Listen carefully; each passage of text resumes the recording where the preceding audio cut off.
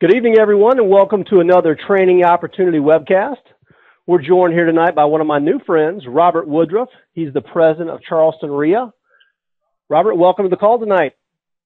Thank you, Dustin. Thank you for having me. It's definitely a pleasure to speaking with some Atlanta folks for quite some time now. Hey, we're really glad to have you here. I want to apologize to our audience for the short notice about this webcast, but the good news is we are recording it in case anybody missed it. We're going to put it up on atlantareia.com here real soon. But one of the reasons we're doing this webcast tonight is because Robert is coming to Atlanta soon. He's going to be at our main meeting on July 2nd. He's going to have a vendor table with us and going to be speaking with us briefly about an upcoming workshop that he's doing here in Atlanta. He's also doing it in Charleston, and he's also doing it in Tampa. And Atlanta REIA is helping co-sponsor this event. 51 ways to find motivated sellers.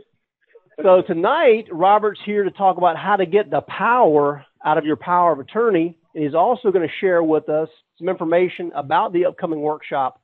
And we're going to make a really special offer for you tonight for everybody that's on this call. You're going to get a big discount off of the regular normal price that we have advertised on the website and in the new Profit newsletter. Now, Robert's been investing for about 15 years now. As I said, he's also the president of Charleston REIA. He's also started teaching recently. He's got a course called How to Find Killer Deals, The Keys to Cash Flow, and the new 51 Ways to Find Motivated Sellers workshop that we just mentioned to you. And he really loves to teach. His goal is to help him retire early. And Robert will probably tell you the story in a few minutes about how he retired early because he amassed enough monthly cash flow where he could retire. Now, he'll probably also tell you he's not really retired. He still runs his REIA group. He still invests. He still speaks. So he's, I guess, what you call semi-retired because he likes to have fun and likes to teach. But I'll let him tell you that story. So he is an active real estate investor. One of his specialties is mobile home investing as well as single-family homes. He likes to travel all over the country. He pulls his RV around from city to city and camps out and takes his kids fishing and has a real good time. He recently spoke down in Savannah. I had the pleasure of going down there and listening to him speak. And as he said, he's been wanting to get to Atlanta for quite some time. So the opportunity presented itself, and here he is. So, Robert, I'm going to turn things over to you and let you tell us about how to get the power out of your power of attorney. And when you get your seller worksheet, I'll advance the slide where people can download it and follow along at home. Yeah. Yep. Absolutely. Then, sounds good. And then towards the end, we can tell them about the workshop and how they can get signed up. Okay. So we'll go ahead and, how about I go ahead and tell everybody a little bit about me at first. I'll go ahead and let them be a little bit more familiar with the way that I think and how I actually got to this point today. I started off investing actually right as soon as I come out of high school. I bought a couple mobile homes, and I never really considered it to be investing until I actually found a Carlton Sheets course, and it was set in one of my friend's closets in college, and it had gained about an eighth of an inch of dust on the top of it. And I asked him if I could go ahead and have it, and he said, well, yeah, absolutely, because he obviously wasn't going to do anything with it. And so I went ahead and grabbed it, and within a couple months, I had my first split property about 10 minutes from the dump. It took me like 9 months to sell. And, it wasn't one of the better deals that I did, but it actually got me involved, and it gave me the courage that I needed to actually get out there and start taking action. And I did. And, I've been investing now for quite some time. It's actually 16 years now. And I've been doing all kinds of stuff. I started off as flipping houses and holding houses as rentals. And before too long, the houses that didn't sell, I had to keep them as rentals. And then after a while, I realized that having too many houses as rentals really wasn't working out for me very well either. So I literally forced myself to learn the fundamentals of cash flow. And I did pretty good with that. At 32 years of age, I was able to create $6,000 in monthly passive income that comes in every single month, what I like to call post office paychecks. And Yeah, that was just a really powerful moment in my life. It was almost like a call to adventure for me, because I realized, coming from a small, little poor Midwest town, that everybody that graduated high school, most of them didn't go to college, and the ones that did graduate high school usually were fighting for a third shift factory job in our local town. And I realized, wow, if they only knew what I knew, then maybe they would be able to retire early within 24 to 36 months or less, and enjoy for the first time in their life their time and their own decisions, and everything is finally up to them. So I found that to be a huge, huge freedom for me. And I realized at that moment, when I was able to create $6,000 in monthly passive income, that's $72,000 a year without having to get up and go to work. Like, wow, this would have to be powerful, extremely powerful for normal people like the folks that I grew up with. So, in the beginning, I kind of refused the call because I really didn't like the public speaking. Most people would rather die before public speaking, and at one point in time, I was one of them. It would give me my belly aches, just nervous jitters and stuff. And I finally just decided, if I'm ever going to be able to make a larger difference within people's lives, then I need to be able to show other investors how to do what I did to achieve the type of results in their life that I have. So that's what I did. I finally found myself a mentor, Joel Bauer, which is Tony Robbins' mentor. I don't know if anybody's heard of Tony Robbins on the call tonight, but Joel Bauer's also been a really great mentor to other famous folks like, well, for one, Robert G. Allen and Kevin Trudeau, and even Bill Clinton.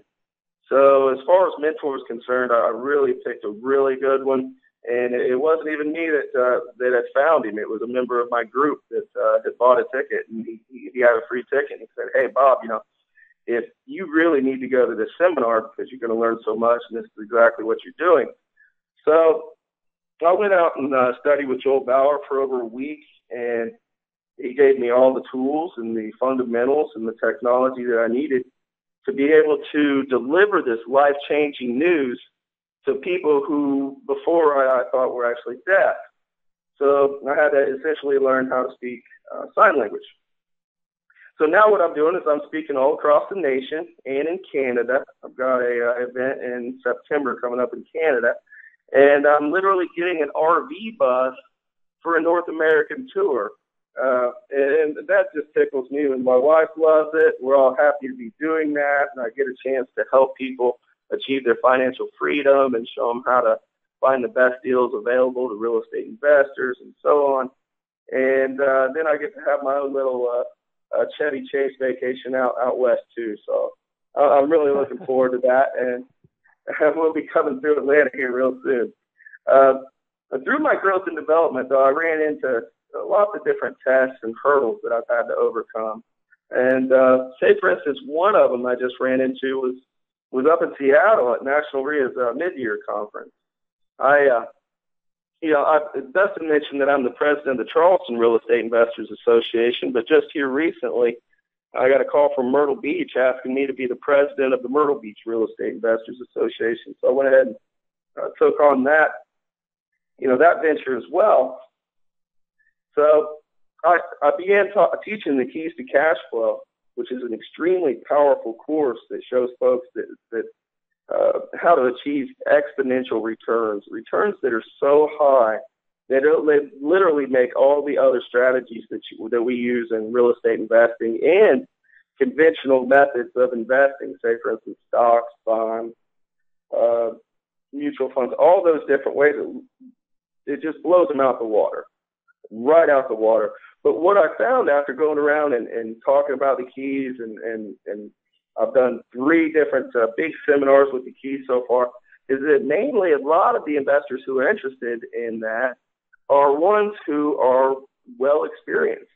I'm not getting the dumbest guy out of the room to come along with me. It's on a rare occasion I am getting the new investors who step up to the plate and they say, "Hey, wait a second, instead of just going for that fast meal ticket or that fast paycheck, I want something that's going to be there every single month. That's going to pay my bills for me." and that's going to help me achieve a financial freedom and a quality of life like I've never known before.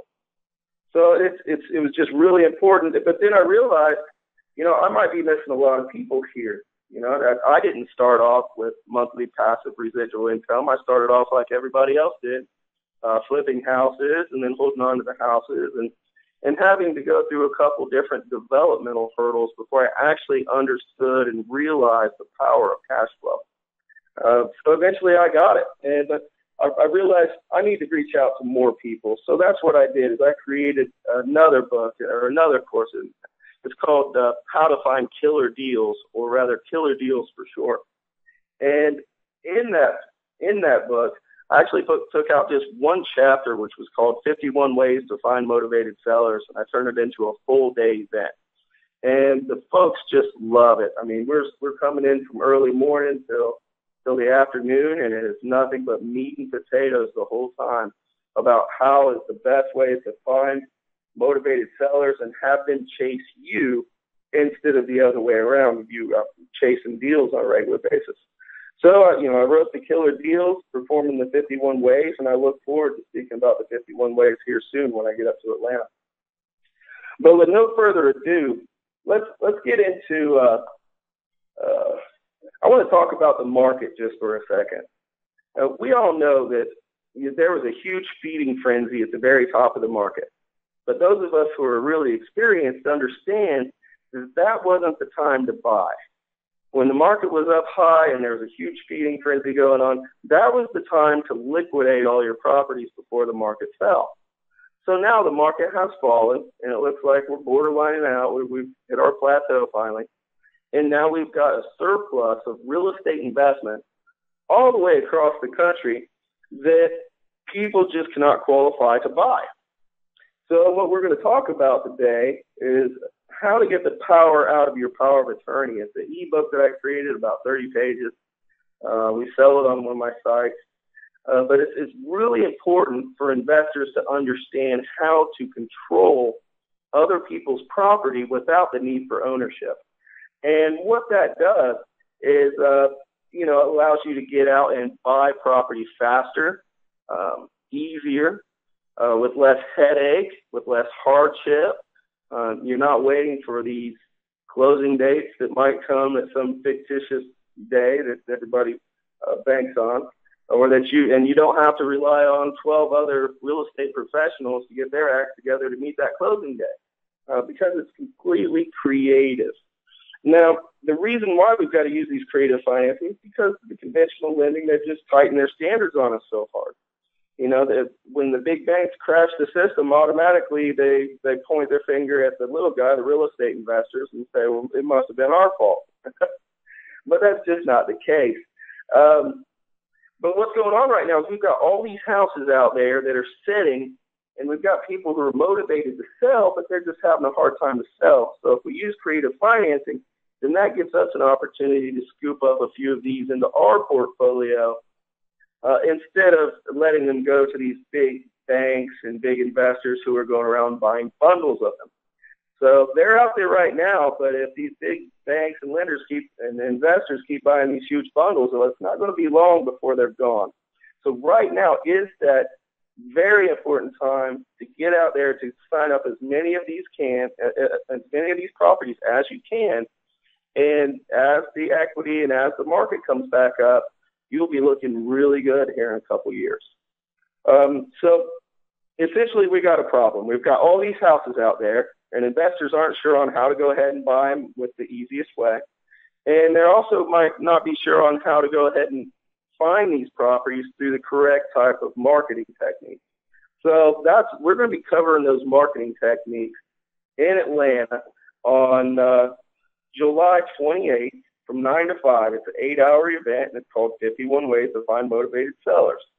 And at that event, we're going to go through all the ways in which you can use to effectively find, and I'll go ahead and give you a few ideas on how to go ahead and creatively take control of those properties so that you can go ahead and profit from them as these next few years come along. So let's go ahead and talk a little bit about the power of attorney.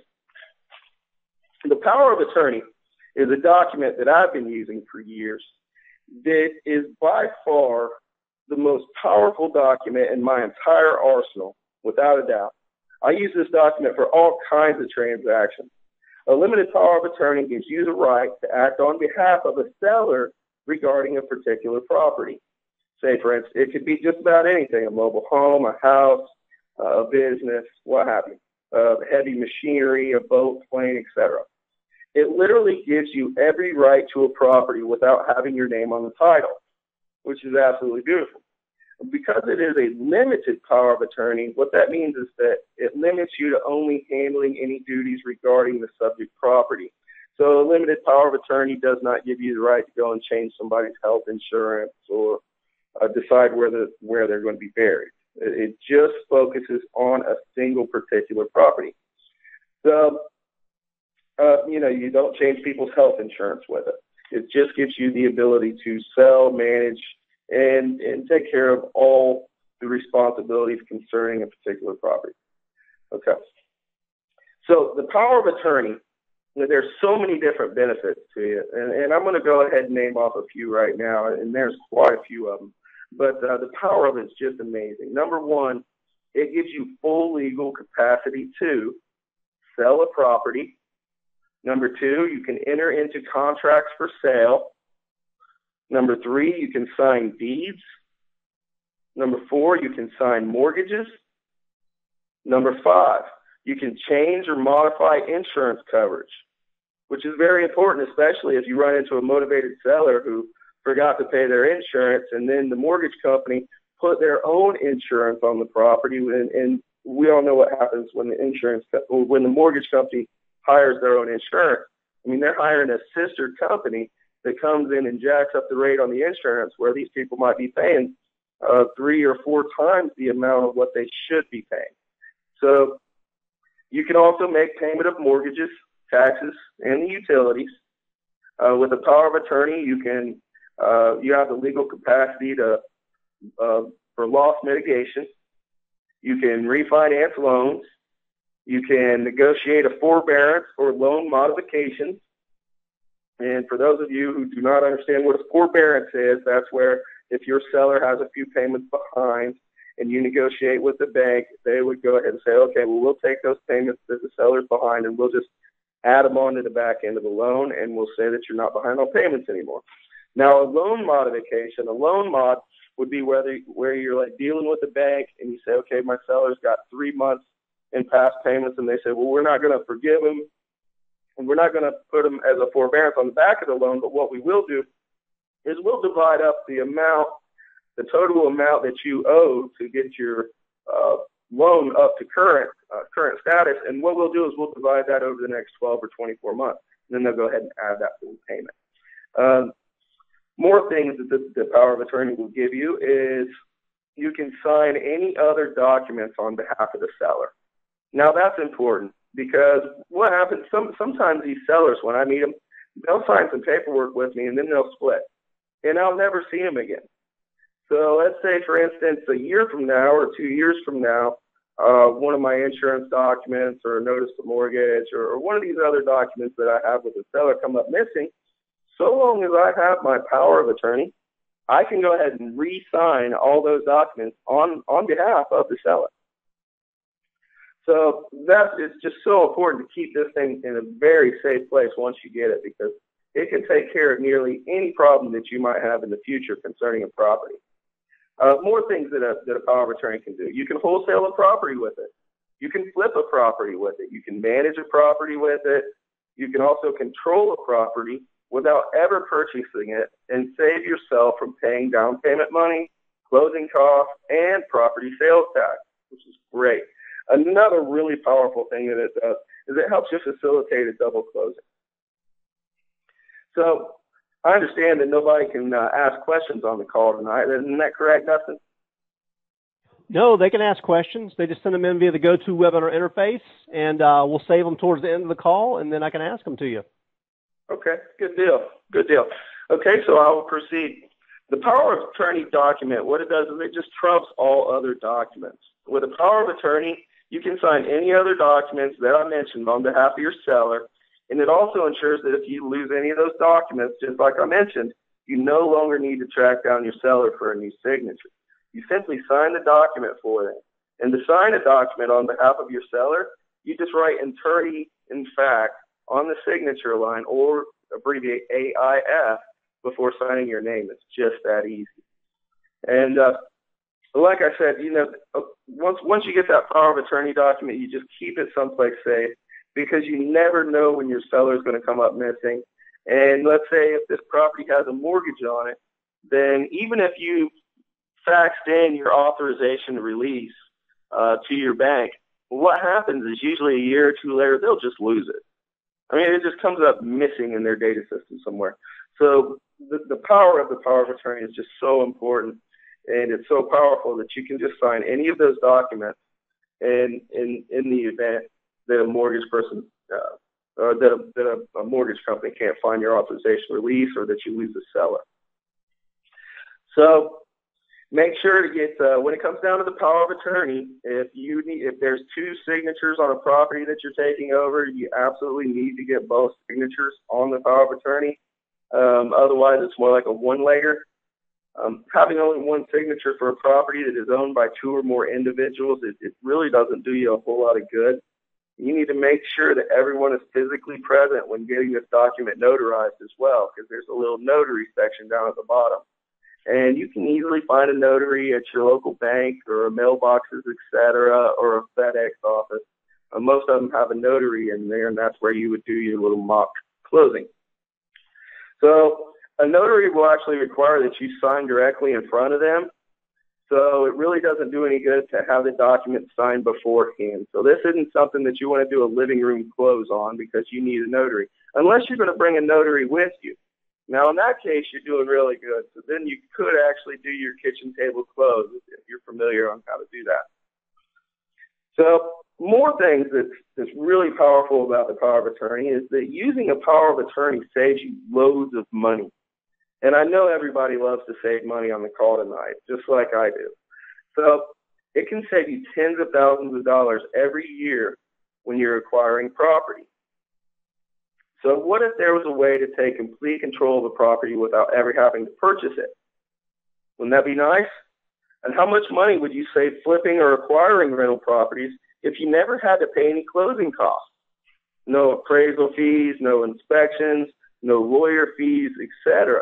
Average closing costs on a typical real estate purchase can cost $3,500 clear up to $5,000 or $6,000 per each closing. So if you're looking to pick up 10 rentals or flips this year, then you can times that 10 times 5. By using the power of attorney, you will save yourself $50,000 to $60,000 in closing costs alone. Not only will it speed up your process from not having to wait on all these other professionals to come together to meet a fictitious closing date. So what about your down payment money? All conventional lenders require you to put down 20% when you're trying to purchase an investment property, and 25 to 30% down when you're trying to purchase a commercial investment. So if your purchase price is $100,000, then you'll be required to make a down payment of $20,000 plus closing costs with every single deal. Ouch. Now, who really wants to pay all that? I honestly couldn't afford it. Now, if I had to wait 30 to 60 days for every deal to close that I've bought over the years, then I would only be halfway there still. So this is a really powerful way to speed things up. And finding a good deal used to be the way around paying all these fees. But since the decline of the housing market and the near collapse of our entire financial system, the worst depression since the Great Depression, the banks will no longer consider after repair value, or ARV. It used to be that after repair value meant something different. So I'll tell you what ARV is. After repair value is the value of the property after you've repaired it. So, and if that's not bad enough, the value and loan to value, LTV, is now no longer based on how much the property is actually worth. Now the banks consider your purchase price as the value of the property and require you to make a 20% down payment on that. Now, see, we used to get out from having to pay the down payment if we had 20% worth of equity. But now what they're saying is, well, whatever you bought it for, that's what it's worth. Regardless of whether a house that's the same model a comp right down the street, the same model, built the same year, same beds and bath, same size garage. If that house down the street is worth 20% more and just sold it for 20% more, they're not going to give you that value.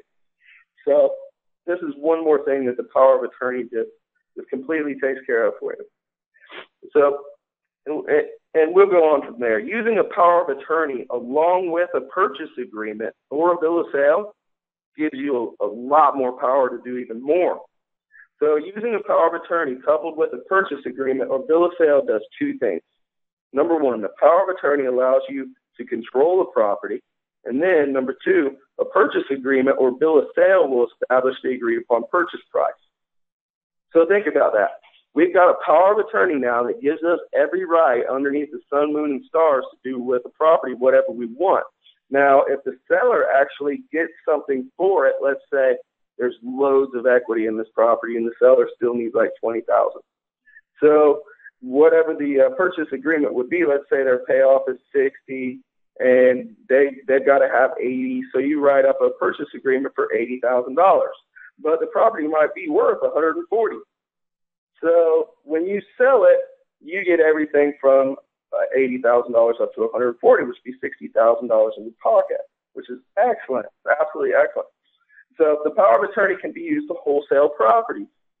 The power of attorney is the fastest way of gaining control of the property for a quick wholesale deal, enabling you to make thousands of dollars virtually overnight.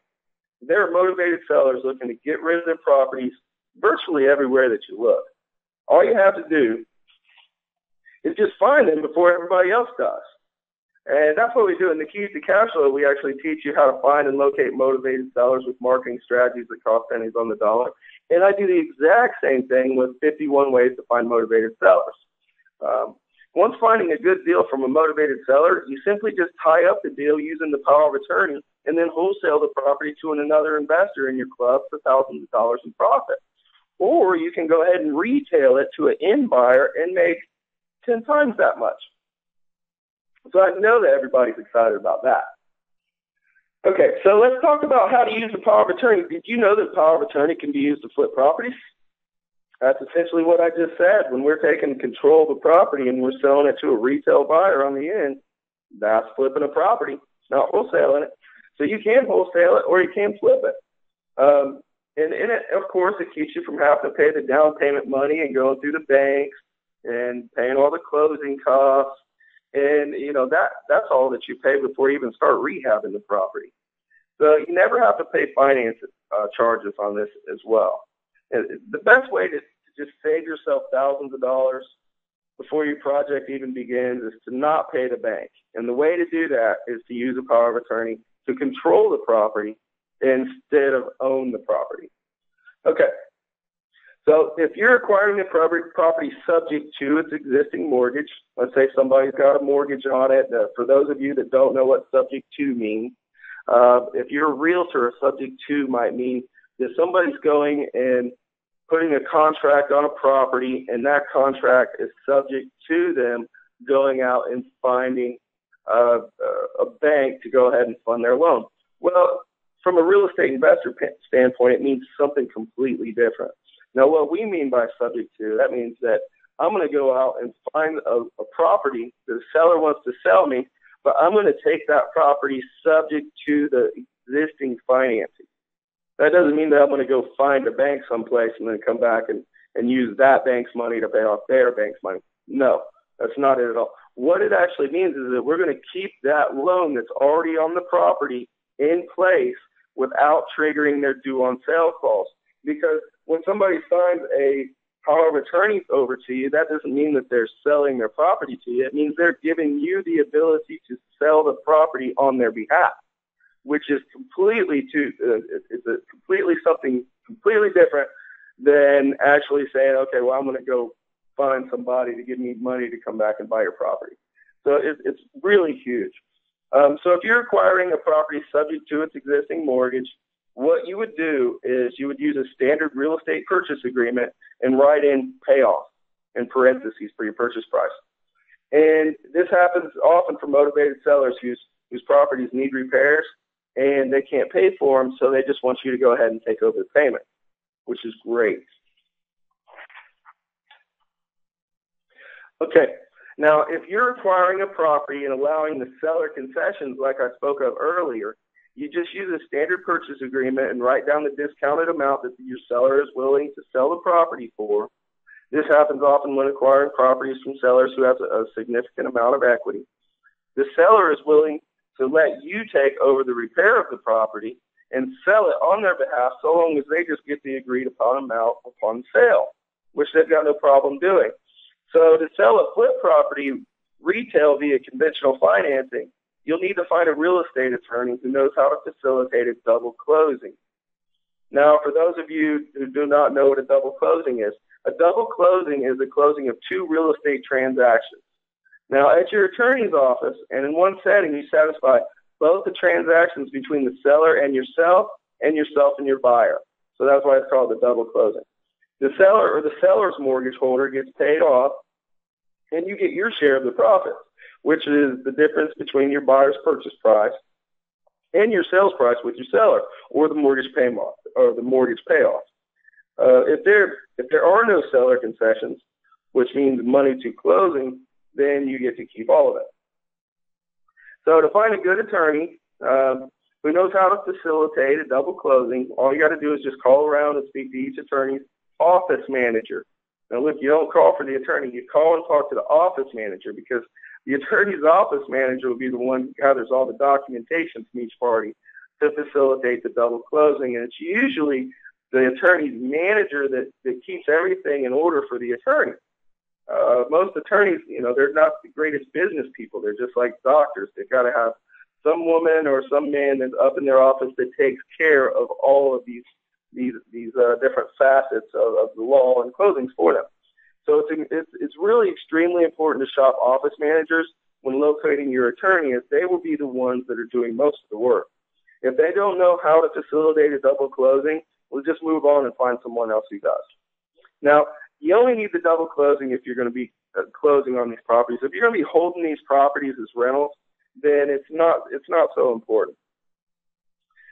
Okay, the power of attorney can be used as a listing agreement. Doesn't that sound nice? You don't even have to be a realtor, and you can use this as a listing agreement. So let's think about that. There are dissatisfied homeowners all over the country who have already had a bad experience when they're selling their home. So when the market becomes a buyer's market, many sellers will try anything new to ensure that the property sells. So realtors use listing agreements. They've got to be licensed to do so, and then they split their commissions with a real estate broker. And then realtors are licensed to sell. Well, the difference between realtors and investors is that realtors are selling other people's property for a fee. Investors, we are selling our property. Or if you get a power of attorney, then that gives you the ability to sell that person's property on their behalf, which is pretty much acting as that person. So, but with realtors, they take a percentage rate, usually 6% of the total sales price, and they split that with their broker. So their broker gets 3%, and then they get 3%. All right, now, the strategy I'm about to show you is a way to list property without ever becoming a realtor. You do not need a realtor's license or to adhere to the laws and regulations that govern realtors. All you need is a power of attorney and a purchase and sale agreement. Now, instead of taking a listing, selling a home and then splitting your 6% commission off the total sales price, 50-50 with your broker, here's what you do. When a seller can't sell their home and cannot leave until the home sells, leave them in the home to keep them paying the monthly payments on the property until you can sell it. It's just that easy. It's leave them in there, let them stay, and so that they can keep paying the mortgage if they're paying the mortgage, and so that you can sell it to somebody else. And use the power of attorney to gain control of the property so that you can sell it to a buyer. Then use a purchase and sale agreement to establish the price that you bought it for if the seller gets a concession, which is money at closing. But if the seller does not get a concession, they're giving you the home at its current payoff, then you can get everything. You can get everything you can over that payoff amount. Everything over payoff is yours. Say, for instance, if their current payoff is $70,000 and you sell a home for $95,000, well, then you receive the $25,000 upon closing, not half of 6%. You see the difference there? Okay, now if a seller does get a concession, they'll usually want their money as soon as possible. The time frame in which this should happen should be noted on your power of attorney and on your purchase agreement. So what you can do is just state on your power of attorney how long you have to sell the property. Say, for instance, if you negotiate 12 full months to sell or buy their property, and you sign the power of attorney with them on July 1st, 2010, then you would write in, this power of attorney expires July 1st, or it would be June 31st, what have you, 2011. Now, what this does is it essentially gives you the right to buy or sell their property for them and on their behalf until a specified time period. It's just that simple. So right on your purchase agreement, you have the right to buy or sell the property for your agreed upon price and from the time period you negotiated on the power of attorney. So, and what I also like to do is, let's say they won't give me 12 months. Let's say they'll only give me 90 days. So with the power of attorney, you can easily write in, this is a 90-day limited power of attorney. So that gives you 90 days to sell that property on their behalf. Now, if you can't do it within 90 days, you can go ahead and just shred up your power of attorney and they can go try to sell it to somebody else. But if they're motivated, chances are they'll give you whatever chance you ask for. So essentially, this strategy allows investors to control and sell property, just like a realtor would. Only instead of making a small percentage rate of the purchase price, you sell the property on behalf of the seller and then get all the money, which is excellent. And you deserve it, of course, if you're going in and you're putting $10,000, $20,000 worth of fix-up into the property. So, again, if your seller does get a concession, though, you need to use a purchase and sell agreement to state what your price is and what they are due upon the sale of the home when you sell it to a third party. So writing down that you have a 12-month to purchase the property from the seller for a specified amount on your purchase agreement will ensure that you have the ability to buy or sell the home for your agreed upon purchase price within the stated time period. Now, is that not powerful or what? That is amazing, amazing stuff. Okay, now see, most of the experienced investors know about this power of attorney stuff, and they just don't have they don't care to use it anymore, what have you. And I think that's a shame because new investors and investors who have not known about the power of attorney, this really enables you to have so much more freedom and so much more power. You know what they say power is? The definition of power is the speed of particle flow. So the faster you can find a deal, tie it up, and sell it, the more power that you have as a real estate investor. And that's exactly what the power of attorney gives you. And that's exactly why I created a little ebook called Get the Power, because it's just so powerful. And it's completely legal, and it's been around for forever. And rich families like the Trumps, the Kennedys, the Rockefellers, they've known about this stuff since long before anybody on this call has been born. But if you haven't heard about this up until this point, it's just because you haven't had the right mentors in your life to explain these types of concepts to you. And I understand. I grew up in a little poor household up in the Midwest, and if I call home and I talk to my family about financial freedom or controlling property without having to own it, I mean, it just blows right over their head. They have absolutely no idea because, nobody's ever taught them this before. So if you haven't heard about it, that's okay. I'm glad to be sharing this very, very profitable information with you tonight. Okay, so let's talk about protecting your assets. And I love how that's protecting your assets. Because that is very, very important. I own some medical clinics here in the Charleston area. And my mom, when I was young, she always said she wanted me to grow up and marry a doctor or a lawyer. Or no, she wanted me to be one. So what I decided to do is I would just marry one. And as a real estate investor or as a doctor or being one of these folks in society that are thought or perceived by other people to have lots of money, what happens is that kind of puts a target on your back. So if you've got tenants and, me, myself, when I started speaking nationally and I got this huge web presence out on Google, and one of my tenants, I ran into a manipulative tenant. The first thing they want to do is try to look you up online. And if they see a couple pages worth of stuff for you, they're automatically going to get these big green dollar signs in their eyes. And they automatically, oh, well, hey, if I could go ahead and bring a lawsuit against this guy, maybe I can get a cheap buck. Maybe I can get a fast dollar. So the power of attorney is one of these documents that is going to protect you from people who would like to see you fail, or would like to try to get a fast dollar off of you by way of a scam or what have you. So since you're using the power of attorney, that means the property is still in someone else's name. So if you are sued, the plaintiff's attorney, here's what happens. When somebody sues you, they go to an attorney and they say, I want to sue this person. And the attorney goes ahead and has their secretary or their legal person in their office. They go ahead and search your name on the county record. So if they don't find a bunch of properties underneath your name on the county records, well, the chances are that attorney is not going to take that person's case pro bono. And that is just a great thing, because if you've got a whole bunch of properties in your name and they do a search on you and they find those properties, well, guess what? The attorney might take their case for free because they smell blood. They smell opportunity to try to get a fast dollar off of somebody who's not adequately protecting themselves.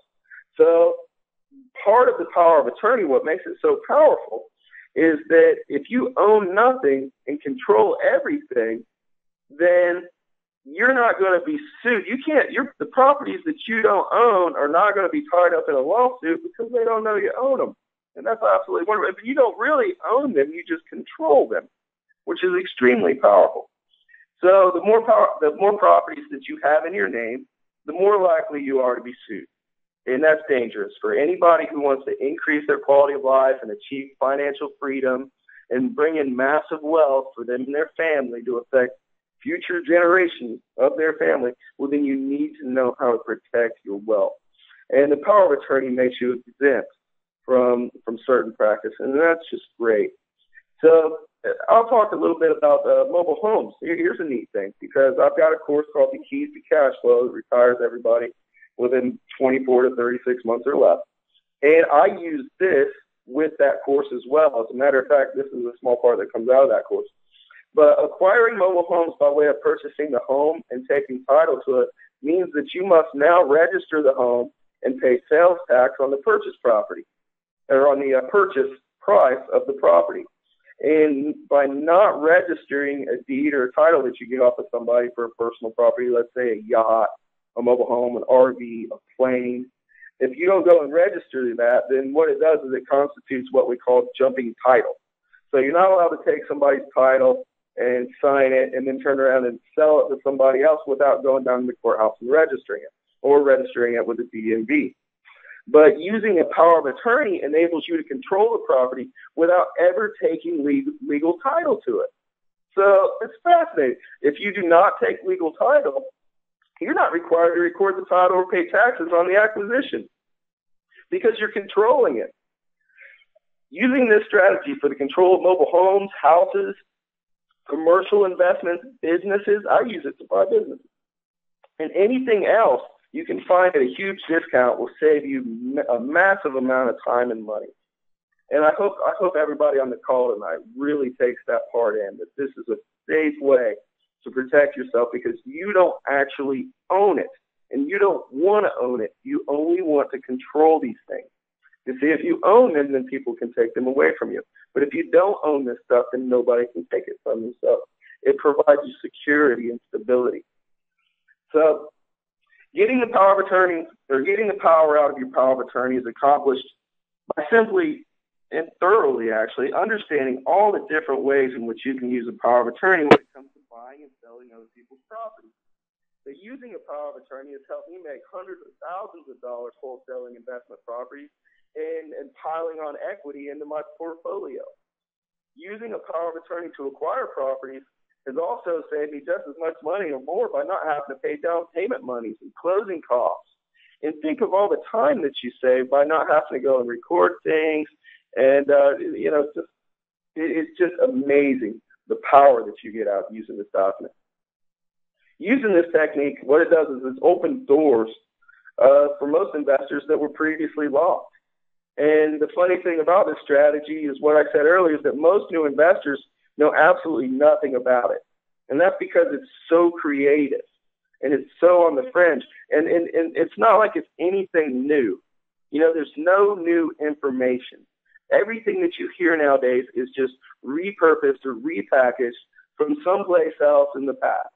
But what really matters is that you are in an environment or put yourself in a position of which you're going to be able to learn this information from somebody who knows. So that's what's so important. And this information, you know, this isn't something that I just thought of overnight. It actually took me 12 years or so, 10 to 12 years before I really realized the full power of using this document, my real estate transactions. And when I heard about it, I stayed up all night long because my brain was just working so fast. You know, the gears were turning on, you know, what are all the possibilities that I can do with it? And, you know, I'm sure there are even more possibilities of what you can do with it than what I'm going to tell you about today, just because a matter of time, a matter of what we've got for time to go over this information. So what it does is, you know, this strategy allows wholesalers to take complete control over a property without ever having to buy it.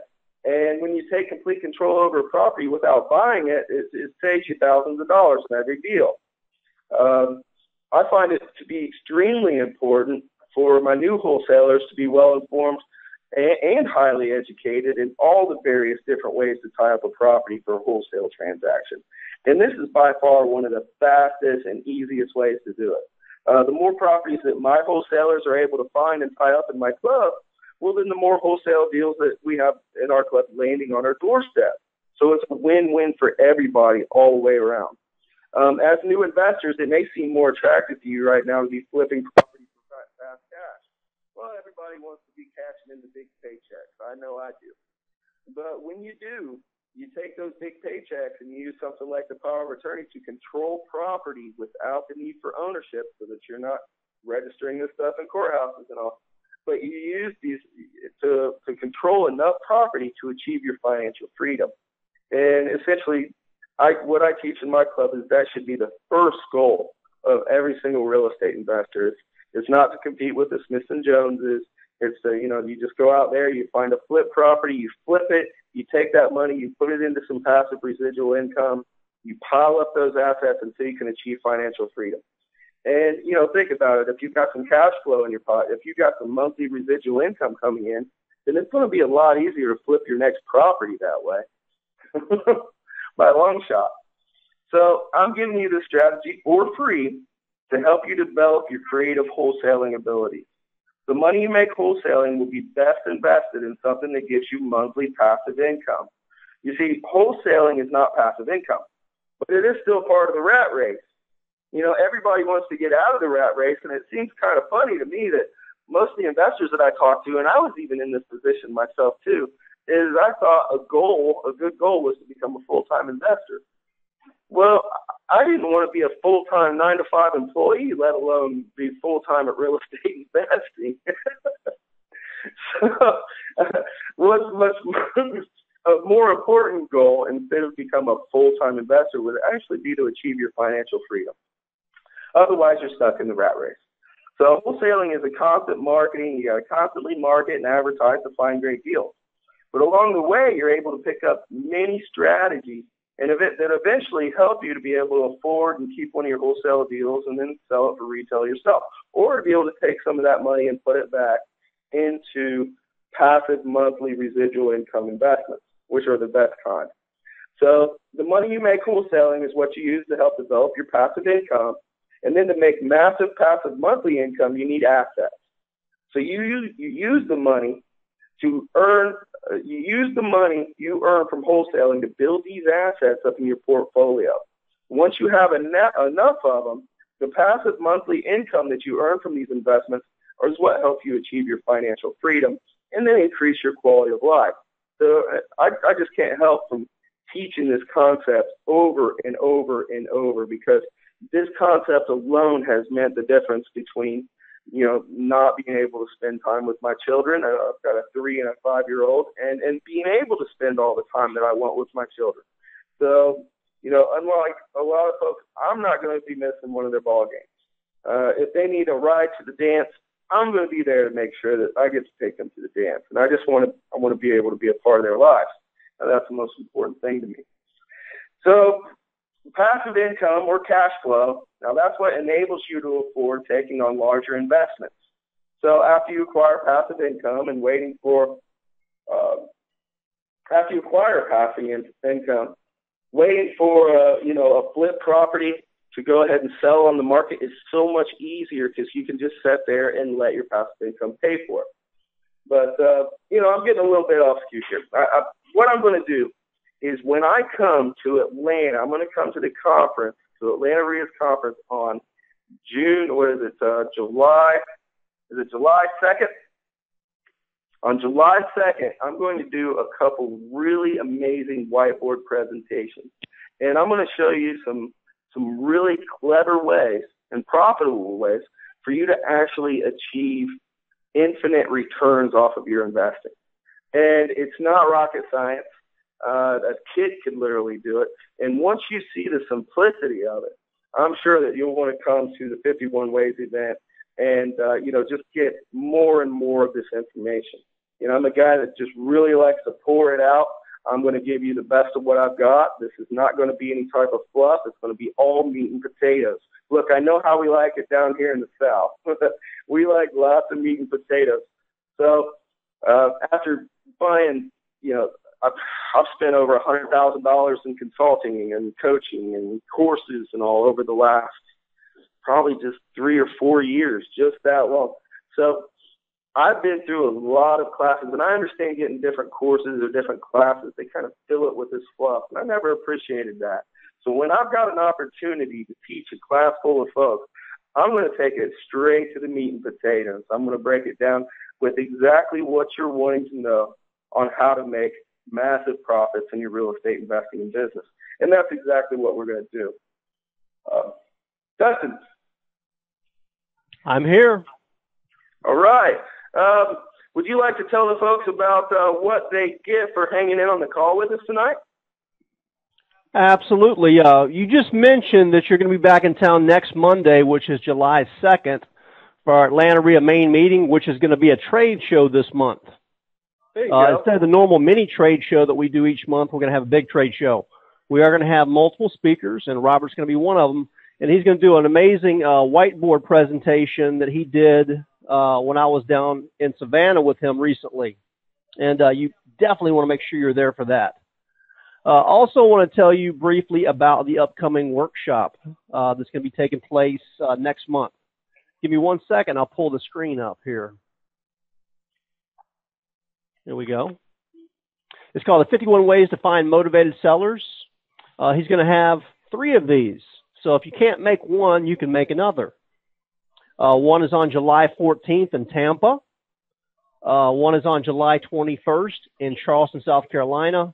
And then the other is July 28th right here in Atlanta. And you can sign up and register at 51ways.atlantareia.com. And Atlanta REIA members get a big discount. Gold members can attend for $49.95. Silver members for $69.95. And guests for $99.95. However, if you're on this call tonight, I've even got another special for you. I'm going to give you a special coupon code that you can use to take $20 off. Now, I also want you to note that these prices are good for 2 people. That includes you and a spouse or a business partner or a significant other. That doesn't mean your buddy who lives next door. This is for you, a spouse, a partner, or significant other. So, both decision makers in the household or both decision makers in the business. We'd love for you both to attend and learn how to market your business more effectively.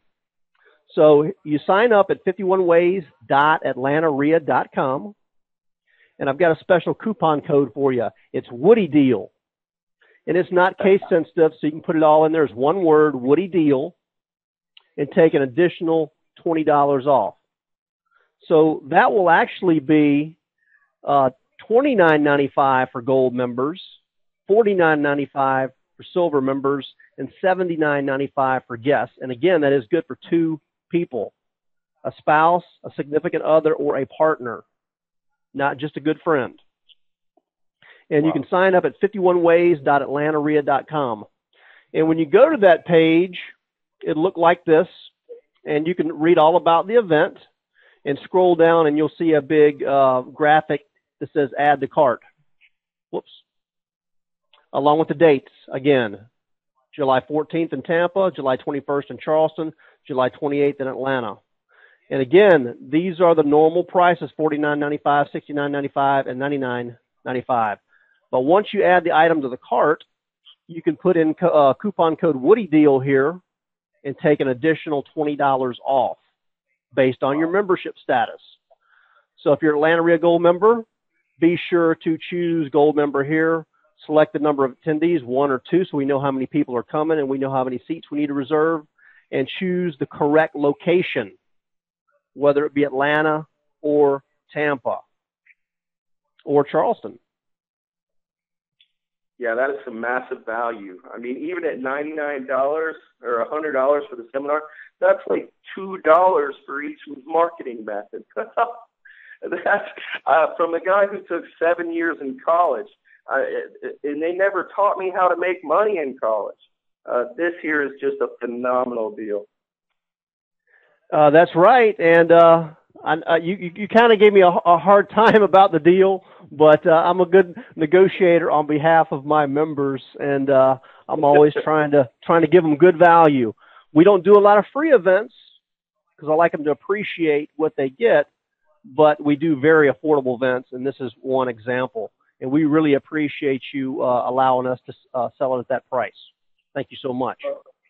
My pleasure. My pleasure. And, you know, everybody, Dustin twisted my arm to get me to talk about this power of attorney tonight, because I literally sell this ebook on my site for like $279. So he, you know, I know Dustin. He's been helping me out quite a bit. You know, he's always been there for me if I need him as far as something tech-wise for our group. So when he asked me if I would like to do this, I just immediately jumped on it and took it up with him. So I appreciate everybody having me on the call tonight. And since you've been on this call and you've hung out with us this long and listened to me ramble about the power of attorney and all the great ways that you can use it to profit massively in your real estate investing business, what we were wanting to do was to go ahead and give you a free motivated seller sheet. For those of you who do not have a motivated seller sheet, you know, I just gave you my most powerful document in my arsenal with the power, get the power out of your power of attorney. But the second most used document, actually probably the one that I even use more often than the power, is a simple motivated seller sheet. And for those of you who are not using one right now, you absolutely need to be using the sheet, because every time that your phone rings, you need to be able to just turn it on and go to work.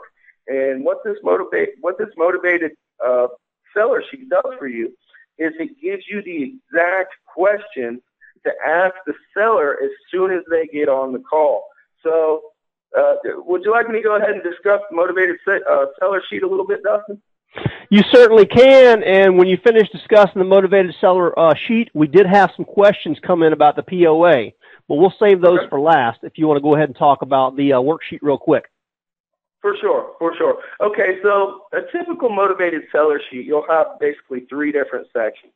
The top section will be the seller's information. You're trying to gather, like, what's their name? Are they the owner? If they're not the owner, then who are you talking to?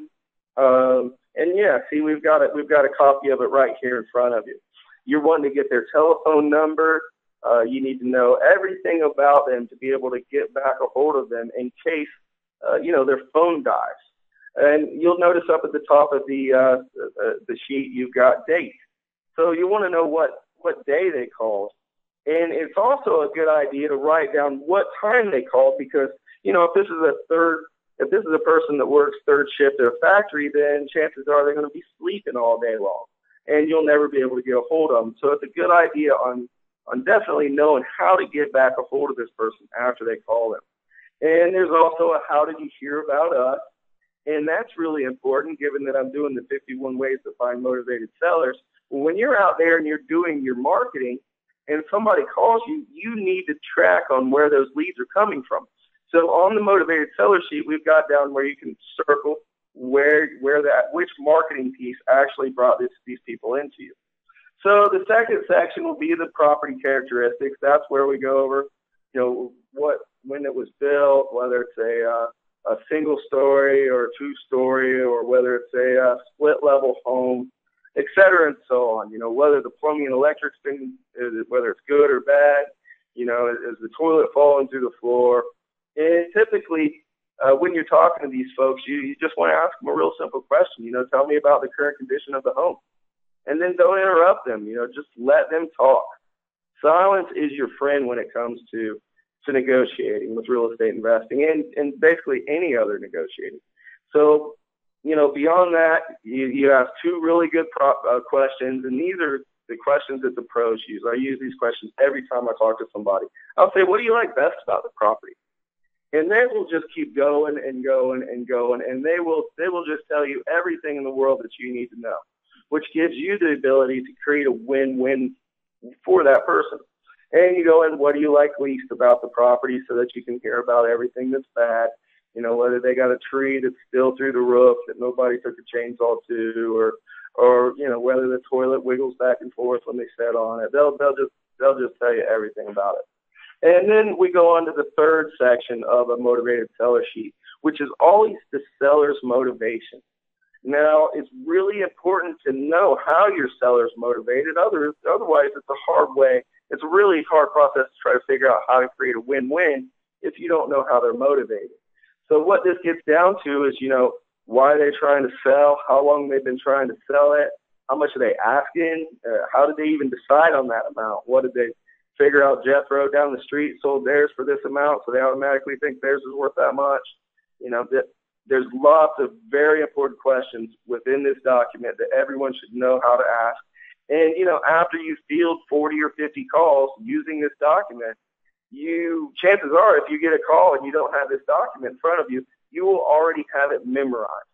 So it turns you into a professional over the phone by knowing which questions to ask by simply rehearsing this document every time that you get a call. So if you're not using a document like this, you need to soon. Now, there is something very important down at the bottom of my motivated seller sheet, and it says, unfortunately, I won't be able to offer you anything near your asking price, but would you still like me to come out to your property and give you an offer? If so, when would be a good time? Did you see that? Did you see what I did right there? So if somebody tells you that they've got a property and it sounds like they're asking too much for it, this is a way that you can automatically knock thousands, tens of thousands of dollars off the purchase of the property without ever having to go and get in the car and drive to see it yourself. So we all love to save windshield time. You don't want to be sitting in a car driving around looking at properties because that wastes time. But that right there, that just 3 or 4 sentences that I added down there to the bottom of that document will save you tens of thousands of dollars without ever seeing the property. Okay, so let's go ahead and get over to those questions. I'm sure we got some real strong ones. This is yes, very yes, great. we do. Hey, before we go to the questions real quick, I threw the mobile home motivated seller sheet up on the screen. What's the big difference between this one and the one we just saw? Well, on a mobile home one, you're going to be thinking about whether it's a single wide or double wide instead of whether it's a single story or a double story. The mobile homes also, you're going to need a year, make, and model. Now, when you're talking about a motivated seller sheet, there's no make and model when it comes to a house. So you don't need that type of information. And it's eerily similar. It's really eerie how similar both of these two fields are. You've got single-wide mobile homes. You've got single-family houses. You've got double-wide mobile homes. You've got 2-story houses. So there's more similarities than there is differences when it comes down to these types of investments. And that's the way that I really like to teach it. And you will see those subtle differences there between the two. And I've actually, as a bonus, had decided and spoke to Dustin today that, if we got a little bit of excitement on the call and if I was getting excited, then maybe we go ahead and give out a mobile home motivated seller sheet too. So I went ahead and sent that document over to Dustin right before the call. That's right. And you can download them both at woodydocs.com. woodydocs.atlantarea.com. That's woodydocs.atlantarea.com. I zipped them up in a zip file called woodydocs.zip. So you will need WinZip or a zip tool to unzip them, and they're simply Word docs. So that's woodydocs.atlantarea.com to download those docs right now. And that's why we always encourage everybody to stick around to the very end of the call, because that's when we usually give away the goodies, like the coupons that we just mentioned earlier, the Woody deal, and the this download for the seller worksheets. So we did have some questions come in, and I want to answer those get Woody to answer those real quick. Okay. The first one is from Judy Leo. Okay. And she asked, how do you convince the homeowner to give you a POA, especially when they're used to the traditional sales method of going to a traditional closing? How do you talk them into a POA? Thank you for such a wonderful question, Judy, first of all. And you really hit the nail on the head there. What we're dealing with is motivated sellers. And what I'm going to teach you with the 51 ways to find motivated sellers, of course, is to find motivated sellers. Now, the sellers are all going to have, just like real estate investors are all at different types of levels, you're going to have sellers that are all different type of levels of motivation. So, you might run into a seller who's not behind on their payments whatsoever. They might think their house is worth $1 million. In that case, they're probably not going to do a POA with you. But then you'll run into other sellers who might be 2 months behind on their mortgage, and they've already been 3 months behind and caught up, and now they're 2 months behind now. So if they see that, if they notice that, then the answer comes down to how motivated is the seller. So the way that I pitch the POA is like this, and I expect that to probably be your next question, would be what do you say to them to get them to go ahead and sign the POA? Because I personally have had students that have went out, and we do coaching as well, and they go out and they might be talking to somebody, and they kind of just, they kind of scare their seller because they confront it the wrong way. What you do is you tell them that you need the power of attorney to go ahead and, if it's a subject to property, then you tell them you need the power of attorney in case there's any problems in the future that you won't have to bother them. Now, if it's a property where you're trying to tie it up to wholesale it, then you let them know that the power of attorney gives you the right to bargain on their behalf. And that's all it does. And then what you do is you reinforce that with letting them know that, look, I'm not going to change your health care insurance. I'm not going to change your burial plot. That's not what this has to do. And as a matter of fact, I will go ahead and read everybody right now the specific jargon that we have on a power of attorney so that you'll understand. It says, know all men by these presents that I, so-and-so, of whichever state they're from, have constituted, made, and appointed, and by these presents do constitute, make, and appoint Robert Woodruff, my true and lawful attorney for me, and in my name and stead, to sell the property located in whatever city, known as lot, blank, block, whatever, TMX number if it has one, to execute and deliver all instruments necessary for the completion of this transaction, including specifically but not limited to entering into contracts for sale, signing deeds, mortgages, HUD settlement statements, insurance coverage, payment of mortgages, taxes, utilities, etc., loss mitigation, loan refinancing, and all other documents in connection with the sale of this property. So that's what it gives us the ability to do. It's almost like a listing agreement with a realtor, only we're not a realtor. We're just doing this as a listing agreement between me and the seller. So I'm essentially not going to list their house. I'm going to become their power of attorney, which gives me all of the responsibilities and rights to sell the property and cover all those other documents on behalf of the seller. All right. We have a couple more questions. Is the POA irrevocable? Because if you're holding this house long term, the seller can't come back and fire you. Well, that's why I said to get a separate purchase and sale agreement. Now, if the property has a mortgage on it, you don't want to go file that down at the court. You don't want to record that, because if you record it, what that could do is it could activate the due on sale clause on that property, or on the mortgage on the property. So you don't want to do that. But the reason why you get the separate, whether it be a personal property, you use a bill of sale, or whether it be a house, you use a purchase and sale agreement, you keep that separate from your power of attorney. Do not record it. And what that does is it does protect you in the case that a seller comes back later on and says, hey, that's my property. You say, well, no, it isn't. And then you go to court and you show the document. Okay, this is a question from Janice. When do you use solely just the POA versus a purchase and sale agreement and the POA? Okay, at what moments can you just use the power of attorney? Yes. Okay. Here's the deal. If I'm going into a property, I'm not really sure whether I want it or not, I'll just use the power of attorney. You know, if they're willing to give it to me for what it's worth, then maybe I'll just use the power of attorney, because I'm not sure whether I'm going to be able to do anything with it or not. It's a little bit less, what do we call, permanent. I mean, when we do closings, we kind of set up a mock closing, because we're not doing a conventional closing. We're not going to a lawyer's office. We're either going into like, mailboxes, et cetera, or something like that. But if you're bringing in a document that says you're also purchasing the property, well, maybe this is a property you don't want to purchase, or maybe this is a property that you don't want to have to manage and control by yourself.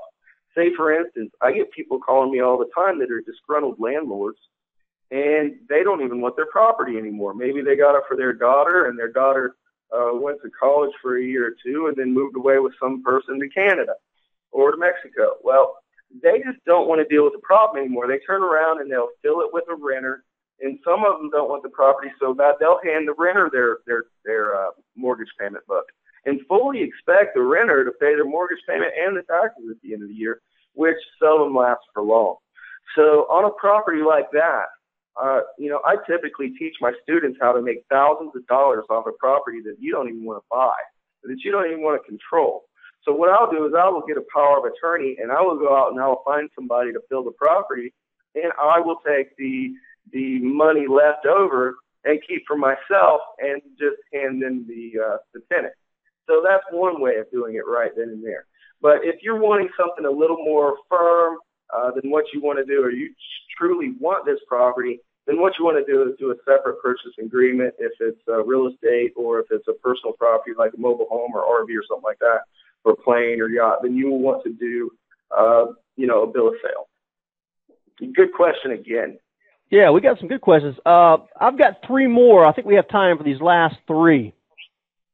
Next one is from John. He was asking about the double closing that you mentioned.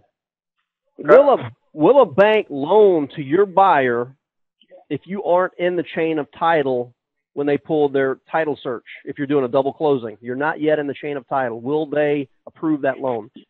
If there's a cash transaction, yes. If not, with all the stuff that the banks are putting on us nowadays, it's getting a lot more difficult to do that. So I would say it would tend to come down to a lender-to-lender basis, but at the same time, to do a double closing and to be free from any type of problems, you would want your end buyer to come with cash instead of with a mortgage. Now, let me follow that up with a question. Do you even need to do a double closing if you have the POA? With the POA, can't you sell directly to that new buyer and sign as power of attorney? Exactly. And good point, Dustin. Thank you so much. Yes, because you're acting on behalf of them. This isn't going through three parties. You're representing party A selling to party B. So party A has just relinquished any right that they have to any funds on the property. Or if they do want some funds upon closing, then you and the party that you represent as party A have already figured out, what the pieces that they're going to get on at the point when it closes. All right, two more questions. This next one's from JD. He said, this is a pretty novel use of the power of attorney that I haven't heard before. what is the downside of using the POA only to control properties? Oh, that's big. Yeah, you guys are knocking it out of the park tonight. I appreciate it to have folks that are really listening and tuning in on what I got to say, because this stuff is powerful. All right, the dangers. Okay, I deal in all kinds of investments. I've got houses, I've got double wides, I've got land. When I was first achieving my financial freedom, I even dealt with a few vehicles.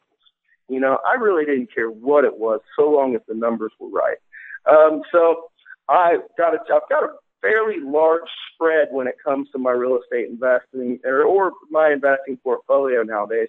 And one of the ways in which I had something negative happen to me, given the fact that I was using the power of attorney and I don't like to put anything in my name, was the fact that, you know, if you're going out and you're tying up a property or you're controlling a property without ownership, then you need to make darn sure that the taxes are paid. Because they might mail that tax notice to the property, or they might mail it to somebody else and you never get it. And just from a simple clerical error, I lost I would say it was at least a $12,000 to $15,000 single-wide mobile home, because I did not have the property within my own name, and I was using the power of attorney to control it. But the reason why I lost that property was because, you know, I didn't even have that much money into it, but that was what I could have sold it for.